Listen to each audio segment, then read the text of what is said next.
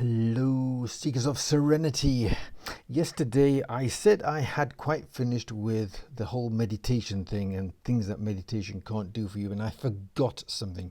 Well, I didn't forget it. It was just I was reminded of it today. You know, these adverts that crop up while you're watching YouTube videos, and for reasons I cannot begin to guess, I get a lot of this sort of new agey, airy, fairy stuff, and they've always got people meditating, and they're meditating outside with the sun rising on a beach. They go in a work suit, the kind of thing you wear to the office, to the top of a mountain somewhere. I presume they drive, because that's what you do when you wear a work suit. You're not at one with nature or anything like that, apart from while you're meditating. Sorry. I'm using a mocking voice, and I really shouldn't, but that's the whole thing, because they put me off. If I hadn't ever done any meditating and I saw that, I'd think, what a crock. It's got to be full of nonsense, hasn't it? And it hasn't. Imagine if for meditation substitute brushing your teeth and flossing your teeth, and it was people punching the air, looking so serene while they floss their teeth, and the sun is rising behind them, and they're listening to the sound of ocean waves coming in and coming out, and their chakras. Maybe chakras exist, I don't know. There's such a thing as Kirlian photography, and perhaps it's possible to photograph them. Other than that, I think it's possible they're a bit of a figment of the imagination. Maybe they're there, maybe they're not. And that's the point. I don't know. But anybody who claims to know for certain that you can reinforce this and reinforce that with meditation, take that with a pinch of salt. In other words, disbelieve them until they can prove it.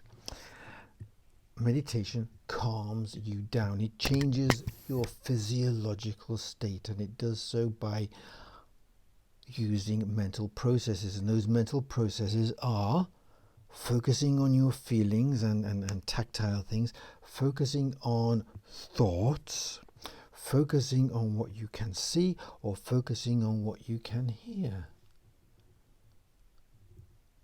Feel, 1, 2. Smell, no. Taste, no. That's about right then. 4 things. Okay.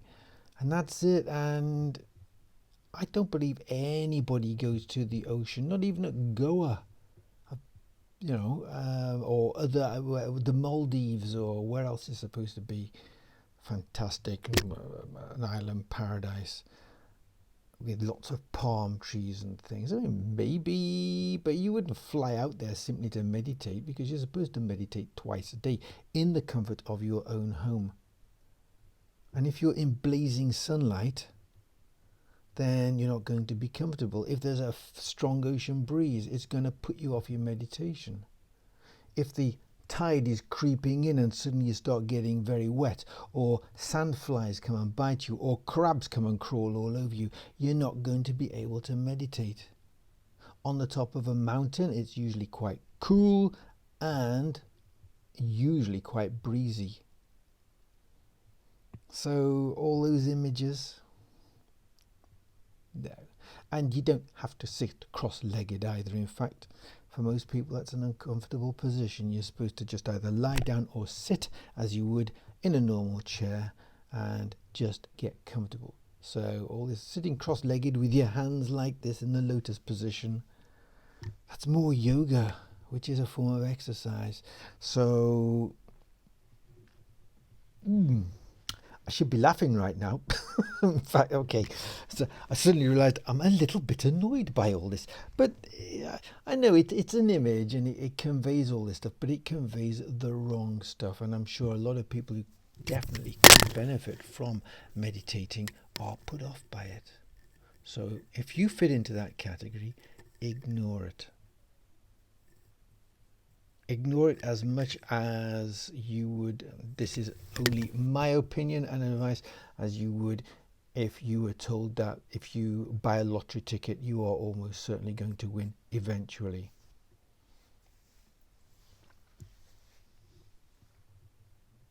think someone's been a bit of a Pinocchio there. So that's it. That's today's my rant. Yes, don't believe the hype. Don't be deceived by the pictures.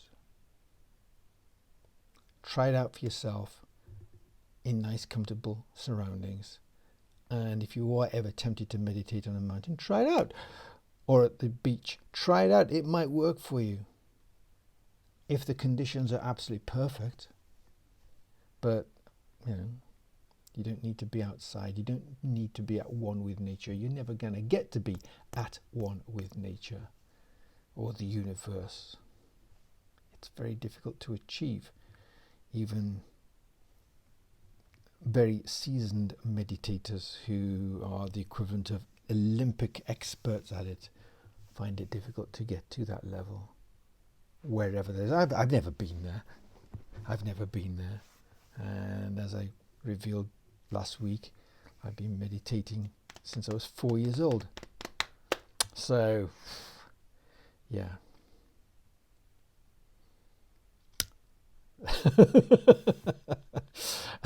Why am I laughing? Yeah. Well, yeah. Because the alternative is to be somewhat dismayed, shall we say. Okay, good evening. I'll leave you on that note. Yeah, definitely. Okay, good night. Happy meditating. Go and try it out now. It'll do you good. 10-minute burst. Get you all calm, rational. Do advice, never meditate for more than 20 minutes. That's the maximum. Most people, 10 to 15 minutes, usually around 12, 15. Upper limit of 17. After that, you probably need to go to sleep. Oh, that's one other thing. Sorry, one other drawback. Sometimes you'll fall asleep. If you do, you needed it.